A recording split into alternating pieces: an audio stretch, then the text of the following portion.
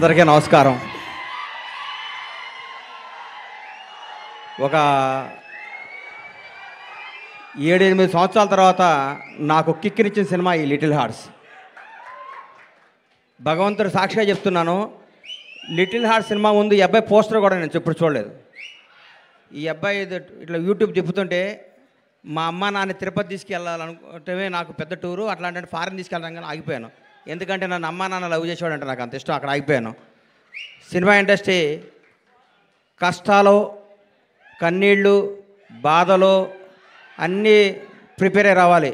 ఎవరో కొన్ని 100 కోట్లకు ఒక ఆయన ఉంటాడు, ఒక స్టార్ కామెడీ కొడుకుగా పుడతాడు, ఒక మెగాస్టార్గా బామ్మర్తిగా ఉంటాడు, ఒక ఐకాన్ స్టార్కి తండ్రిగా ఉంటాడు. అట్లా ఒక 100 కోట్ల కూడా ఉంటాడు. అందరూ అట్లా ఉండలేరు, మన అందరూ కష్టపడాల్సిందే తప్పదు.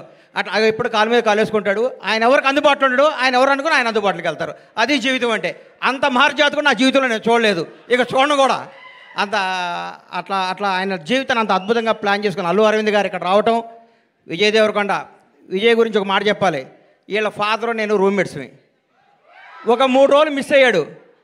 ఏంది గోవర్ధన్ అన్న రాలేదు అన్న, నా కొడుకు పుట్టాడు అన్నాడు.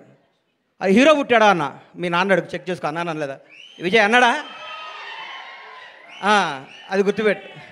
నా జీవితంతో నేను ఏదైనా అంటే అవుద్ది, నాకు అబక్కన అట్లా వస్తుంది. నేను అంత ఎమోషన్ పర్సన్ని.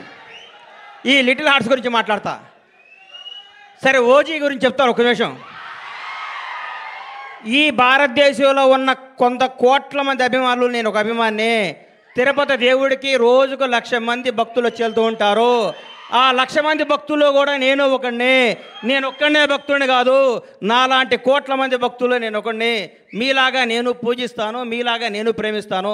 నేను మీలో ఒకడిని, మీకంటే నాకు ఏ ఎక్కువ క్వాలిఫికేషన్ లేదు. ఓజీ బ్లాక్ బస్టర్ అవ్వాలని మీతో పాటు నేను కోరుకుంటున్నాను.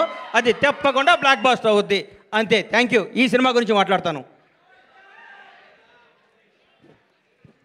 చిన్న సినిమా చచ్చిపోయింది, మా ప్రస్థానంలో అంత్యక్రియలు చేద్దాం అనుకుంటున్న తెలుగు ఇండస్ట్రీలో కథతో తీస్తే సినిమా హిట్ అవుద్ది, బడ్జెట్తో కాదు నిరూపించింది లిటిల్ హార్ట్స్. 2.5 కోట్లతో సినిమా తీశారంటారు. ఇప్పుడే నితిన్ మన సాయిని అడిగాను, ఎంత బడ్జెట్ ఎల్కాట్ చేశారని. 2.5 కోట్లు అన్నారు. ఒక పెద్ద సినిమా షెడ్యూల్ వేసుకొని 3 రోజులు షూటింగ్ క్యాన్సిల్ అయితే 2.5 కోట్లు అవుతున్నాయి. ఈ రోజుల్లో 2.5 కోట్లతో 50 కోట్లు కలెక్ట్ చేసే సినిమా తీశారంటే hats off to little hearts team. మిమ్మల్ని చూసుకొని పెద్ద పెద్ద దర్శకులు, నిర్మాతలు ఇంగ్లీష్ ఆటాడు సిగ్గుతో తలంచుకోవాల్సిన రోజు తీసుకొచ్చారు మీరు ఇండస్ట్రీకి. నిజంగా ఇక సినిమా చూడండి, చిన్న సినిమా చూడండి, పెద్ద హీరో 500 కోట్ల బడ్జెట్ ఉంటుంది తీస్తారన్న రోజుల్లో 2.5 కోట్లతో యావత్ తెలుగు ఇండస్ట్రీ, తెలుగు సినిమా, తెలుగు ప్రజలందరినీ థియేటర్కి పరిగెత్తించారు.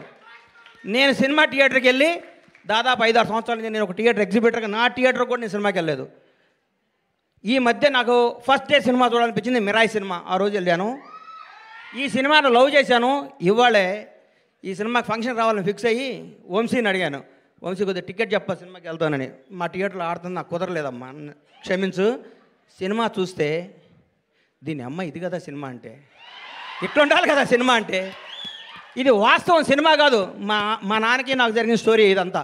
మా నాన్నకి ఇటు చెప్పిన కంటే ఎక్కువ అబద్ధాలు చెప్పేవాడిని, నేను అన్ని అబద్ధాలు చెప్పేవాడిని. షాద్ నగర్లో ట్రైన్ ఎక్కి, కాచిగూడలో ట్రైన్ దిగి, దీపక్ థియేటర్లో సినిమా చూసి, మళ్ళీ ట్రైన్ ఎక్కి షాద్నగర్ పోయి స్కూల్కి వెళ్ళి వచ్చాను అబద్ధం చెప్పేవాడిని. అక్కడి నుంచి స్టార్ట్ అయిన మా జీవితం వాస్తవానికి దగ్గరగా. ప్రతి తండ్రి కొడుకున్న కెమిస్ట్రీ అద్భుతంగా తెరకెక్కించిన ఈ సినిమాని. ఇట్లాంటి సినిమాలు సంవత్సరానికి 12 సినిమాలు వస్తే ఇండస్ట్రీ 100 ఏళ్ళు చల్లగా ఉంటుందండి. 1000 కోట్ల సినిమాలు వద్దు, 500 కోట్ల సినిమాలు వద్దు, జనాన్ని థియేటర్కి వచ్చే సినిమాని. ఈ సినిమా తీయటం కాదండి, ఈ సినిమా వజ్రం ఎక్కడో ఉంటుంది, వజ్రాన్ని వెతికి బయటికి తీసుకొచ్చారు చూడండి, వాళ్ళు ఒప్పుకోవాలి.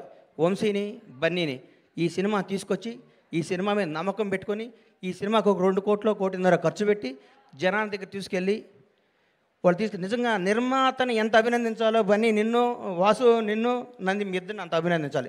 మామూలు విషయం కాదు. మీరు ఎంత కష్టపడ్డ పేరు అరవింద్ గారి సినిమా అంటున్నారు, అది ఆయన అదృష్టం, మీ బ్యాడ్ లక్, నేనేం చెప్పలేను. అమ్మ ఇది ఎవడేం చెప్తాడు చెప్పు. ఆయన ఏమీ చేయరు, లాస్ట్ మినిట్లో వస్తారు అంటారు, పేరు కొట్టేస్తాడు. ఆయన జాతకం అట్లాంటిది, మనం ఏం చేయాలి దానికి. అది ఇట్లాంటి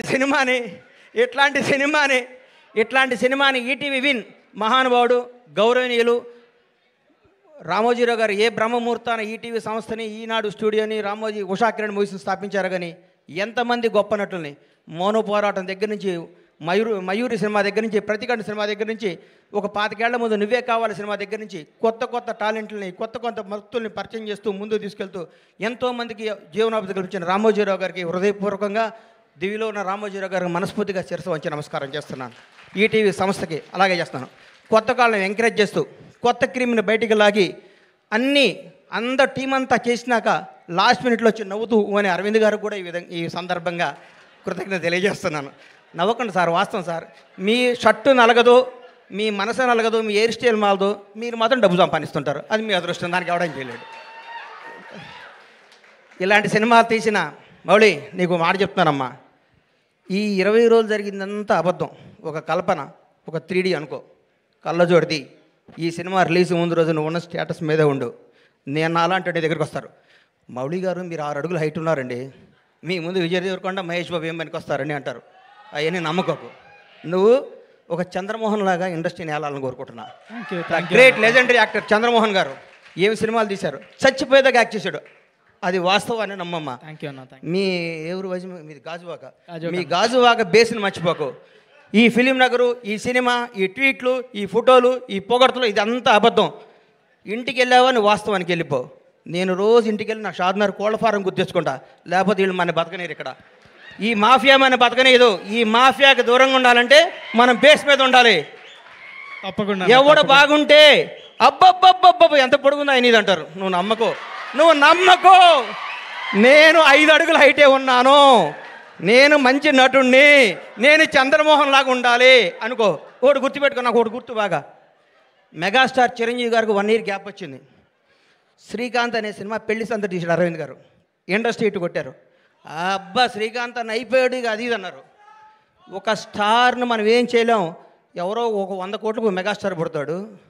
అట్లాంటి టచ్లో నువ్వు స్టారుగా, నువ్వు మంచి నటుడివి, నువ్వు మంచి నటుడిగా ఉండాలని మనస్ఫూర్తిగా కోరుకుంటున్నాను. నేను విష్ చేస్తున్నాను, నేను ఆశీర్వదిస్తున్నాను, నేను హెచ్చరిస్తున్నాను. ఈ పొగడతలో నమ్మకో. రౌడీ షర్ట్ ఇచ్చాడు, మహేష్ బాబు ట్వీట్ వేసాడు, బండ్లా గణేష్ అయ్యేసాడు, ఇవన్నీ అబద్ధాలు. ఇది నిన్ను బ్లెస్ చేయడానికి, నీకు విషయం చెప్పడానికి చేస్తారు. ఇది ఈరోజే, ఇంకో ఫ్రైడే ఇంకో మోడీ వస్తాడు, ఇంకో ఫ్రైడే ఇంకొకడు వస్తాడు. ప్రతిదానికి ప్రిపేర్ అయ్యిండు. ఎప్పుడు జాగ్రత్తగా ఉండు. దయచేసి దురలవాట్లు చేసుకోకు, దురలవాట్లు చేసుకోకు. ఎవరిని నమ్మకు, నమ్మినట్టు ఉండు, వాస్తవంగా బతుకు, అద్భుతంగా కథలు చేసుకో, నటుడిగా పేరు తెచ్చుకో. మీ అమ్మ నాన్న తలెత్తుకుని తిరిగే విధంగా, నీ బంధువులందరూ మౌళి మా ఫ్రెండ్ అని చెప్పుకునే విధంగా, ఇండస్ట్రీ అంతా నిన్ను చూసి ఆనందపడే విధంగా మనస్ఫూర్తిగా ఉండాలని కోరుకుంటూ, నన్ను ఈ ఫంక్షన్ తీసుకురావడానికి కారణమైన మిత్రుడు బన్నీవాసు, వంశీ నందిపాటికి, ఈటీవీ వినివారందరికీ కృతజ్ఞతలు తెలియజేసుకుంటూ, ఇలాంటి సినిమాలు మీరు ఆశీర్వదించాలి, థియేటర్కి రావాలి, చిన్న సినిమాలు బతకాలి, చిన్న సినిమాలు బ్లాక్ బాస్టర్ కొట్టాలి. ఒక సినిమా 2 రోజులు షెడ్యూల్ వేస్ట్, ఒక సినిమాది సూపర్ హిట్ కొట్టిన సినిమా చూసి మనందరూ గర్వపడాలని కోరుకుంటూ సెలవు తీసుకుంటాను. థ్యాంక్ యూ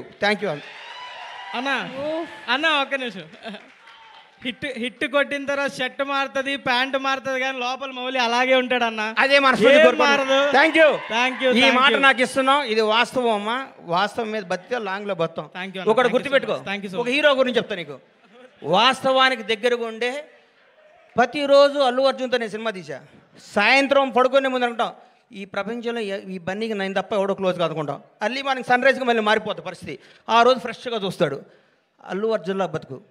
టాలెంటే నమ్ము, టాలెంట్నే ఎంకరేజ్ చేయి. ఇక్కడ ఎవడో రిలేషన్ కాదు, నీ టాలెంటే నీ బంధువు, నీ టాలెంటే నీ success. All the best. Thank you. That is Bandla Ganesh garu for you all. Oh my God, Mauli garu had enough kada, kurchondi.